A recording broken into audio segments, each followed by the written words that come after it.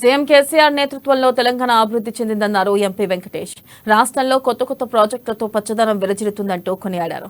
ఇక వచ్చే ఎన్నికల్లో 100 స్థానాలు గెలుస్తామంటూ ధీమా వ్యక్తం చేశారు ఎంపీ వెంకటేష్. వచ్చే ఎన్నికల్లో ఓటమి భయంతోనే బీజేపీ ప్రత్యేక పార్లమెంట్ నిర్వహిస్తుందంటూ దుయ్యబట్టారు. ఎజెండా ఏంటో తెలియకుండా పార్లమెంట్ సమావేశాలు నిర్వహిస్తుందంటూ విమర్శించారు ఎంపీ రంజిత్ రెడ్డి.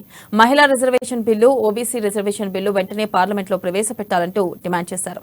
జమిలీ ఎన్నికల గురించి గతంలోనే ప్రపోజ్ చేశామని, ఈ విషయంలో వెనక్కి వెళ్లే ఛాన్స్ లేదంటూ స్పష్టం చేశారు రంజిత్ రెడ్డి. ఉద్యమ నాయకుడే ఈ తెలంగాణ రాష్ట్రానికి పరిపాలన దక్షుడైనట్లయితే పరిపాలనలో పరిపక్వత, అభివృద్ధిలో గణనీయత, సంక్షేమంలో ఈ తెలంగాణ రాష్ట్రం ఈ రోజు భారతదేశానికి ఒక దిక్సూచిగా నిలిచింది.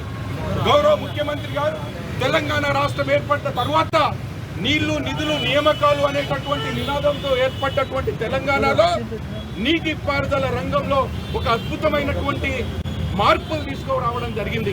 ఈరోజు కాళేశ్వరం ప్రాజెక్టు కానివ్వండి, పాలమూరు రంగారెడ్డి ప్రాజెక్టు కానివ్వండి,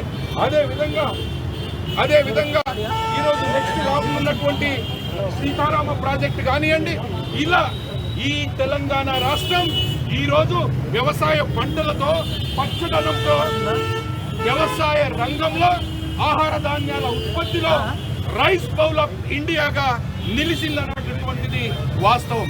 కాబట్టి దీంట్లో భాగంగానే 9 సంవత్సరాలు పూర్తి చేసి